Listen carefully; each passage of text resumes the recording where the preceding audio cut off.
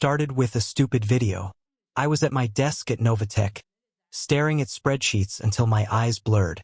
My boss had just chewed me out for missing a deadline, and Marcus, my so-called mentor, leaned over my cubicle like he smelled blood. "Married life treating you well, Ethan?" he sneered. "Or is Claire still too busy playing Florence Nightingale to notice you exist?" I clenched my jaw. Claire had been working double shifts at the hospital lately, but she'd also texted me 3 times that morning. "She's trying," I muttered. Marcus snorted. "Trying's not the same as caring. You're what, 32? You've got a hot wife, a decent job, and 0 excitement. That's not living, man." I didn't respond. Couldn't. Because part of me hated how right he was. Later that night, I scrolled TikTok to distract myself. That's when I saw her, Lila. A 15-second clip of her laughing while baking cookies, her hair in messy buns, wearing an oversized sweater that slid off one shoulder. The caption, "When you're tired of pretending everything's fine." I watched it 6 times. By midnight, I'd liked half her videos and commented on one. "That relatable?" She replied instantly, "You sound like you know what I'm talking about." Rough day. My thumb hovered over the keyboard. Claire was asleep in the next room, her hospital ID badge still clipped to her scrubs. But the loneliness clawed at me. "I guess you could say that," I typed back. She replied in under a minute. "You seem like someone who deserves to be heard. Want to chat?" I should have stopped there, but I didn't. By the end of the week, Lila and I were texting daily. At first, it was harmless, jokes about bad drivers, complaints about cold brew coffee, her ranting about her landlord. But then she asked, "Do you ever feel like you're fading into the background of your own life?" I stared at the screen. That was me. That was exactly how I'd felt since Claire's promotion forced her to work nights. "Yeah," I admitted. "All the time." She responded with a heart emoji. "I get it. You're not alone, you know. You deserve someone who sees you." My chest tightened. When was the last time Claire had said something like that? Then came the late-night messages. "You're on my mind, Ethan. What if you could press restart on your life?" I deleted them before Claire could see, but she noticed. One morning, she held up my phone, her face pale. "Who's texting you at 2 a.m.? "It's work," I lied. Her eyes narrowed. "You're lying." Panicked. "Marcus sent me a draft for a client. You know how anal he is." She didn't look convinced, but she dropped it. That night, Lila sent a selfie. Hair down, lips glossy, a smirk that screamed danger. "Still thinking about our talk," she wrote. "Meet me? Just one time. Coffee. No strings." I should have said no. Instead, I typed, "Where?" I told Claire I was covering a late shift for Marcus. She didn't believe me. "You've never worked late here," she said, arms crossed. I shrugged. "New policy. Boss wants us prepping for Q2. She watched me like I was a stranger. "Okay." The cafe was 10 minutes from our apartment. Lila was already there, wearing a dress so short it made my throat dry. She waved, all smiles. We talked about nothing, Netflix shows, our mutual love of horror movies, her plans to go viral. She laughed at my jokes like they were gold. And then she said it, "You're different from other guys." My phone buzzed. Claire's name lit up the screen. "Just checking in. Love you." I froze. Lila tilted her head. "Everything okay?" I shoved the phone away. "Yeah." She reached across the table, her fingers brushing mine. "You don't have to be lonely, Ethan." Pulled away. "I'm married." Her smile didn't waver. "So am I." "Wait, what?" Before I could ask, she stood. "Walk me to my car?" I followed her, numb. At the parking lot, she turned, her breath warm against my neck. "You're not cheating if you're not happy," she whispered. And then she kissed me. It was over in seconds. I staggered back, heart jackhammering. She smiled. "You liked it." I didn't deny it, because she was right. Claire found the receipt the next day. I'd left it in my jacket pocket. $12.50 for 2 lattes, scribbled in the cafe's logo. She held it up like a weapon. "Explain." I opened my mouth, closed it. She stepped closer. "Was she pretty?" No, the lie tasted like ash. She laughed bitterly. You're terrible at this, you know? I stared at the floor.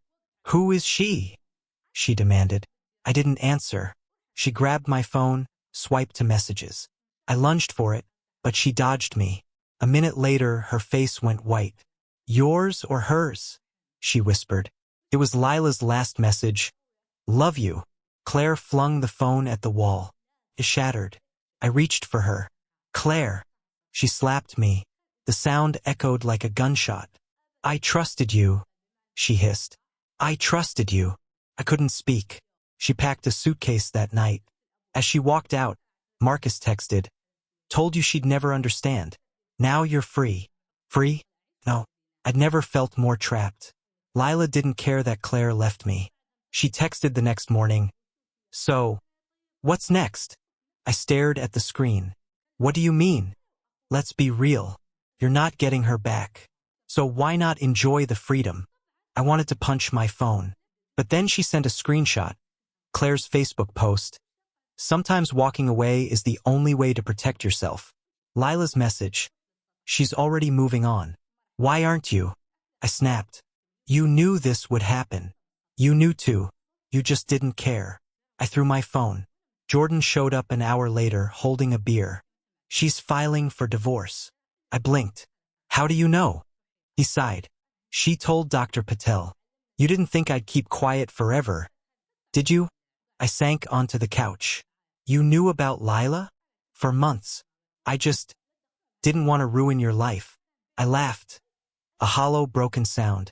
Too late. That night, Lila sent another message. I can make you feel better.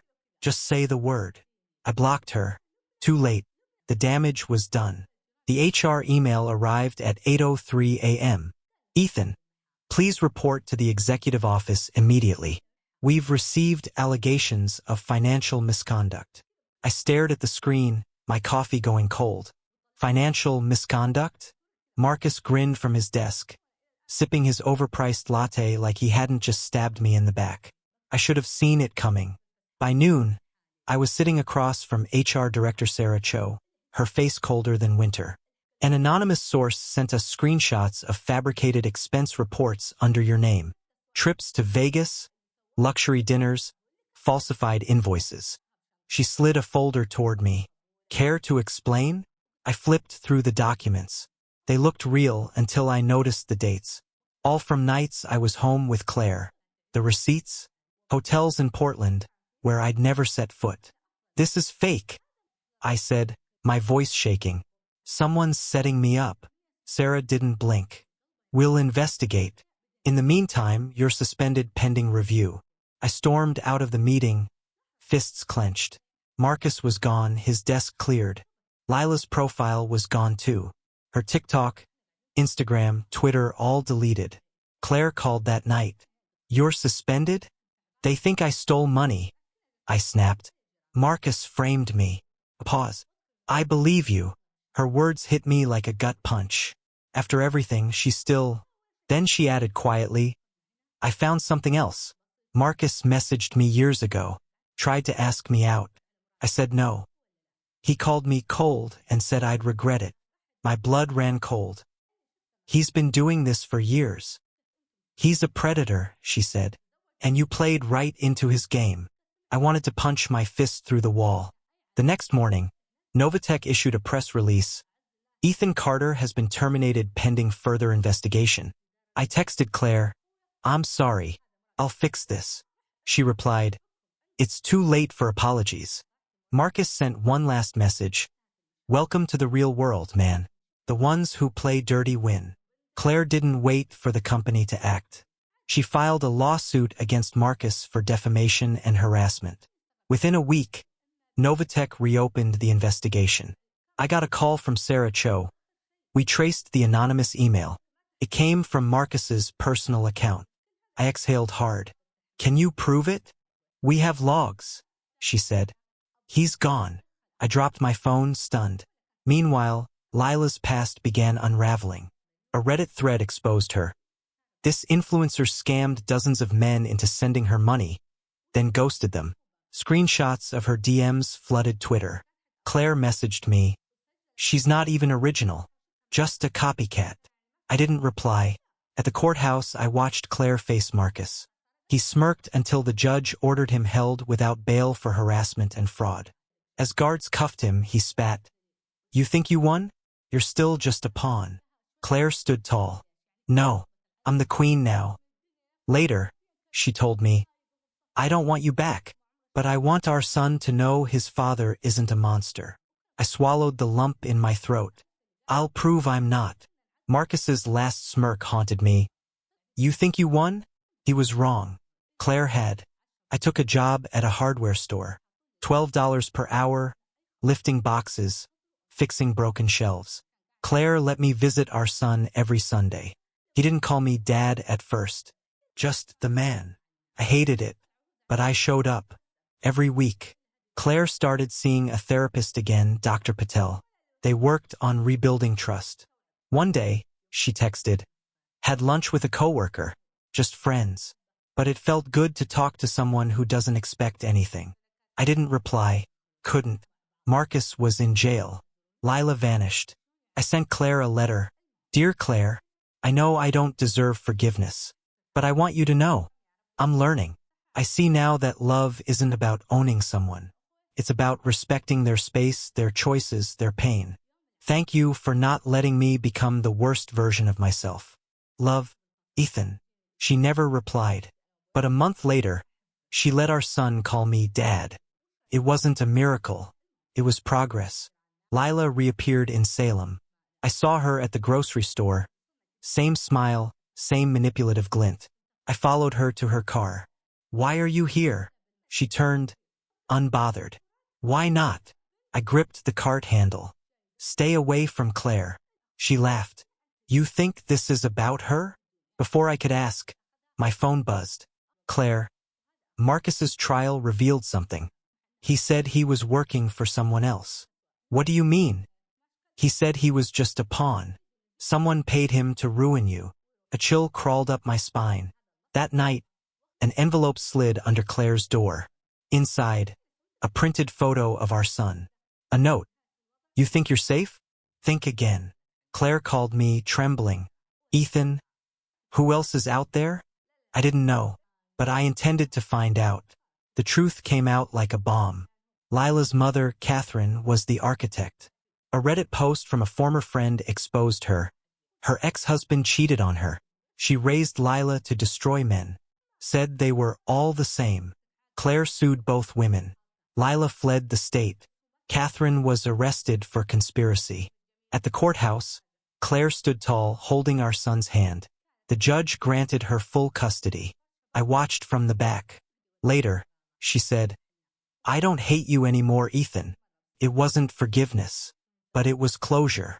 I started a support group for men in toxic relationships. One night, a guy asked, how do you move on? I looked at the crowd. You don't. You rebuild. You learn to respect others. And yourself. Afterward, Claire texted, he asked for you today. Called you Dad. I smiled. Not everything healed, but some things grew stronger.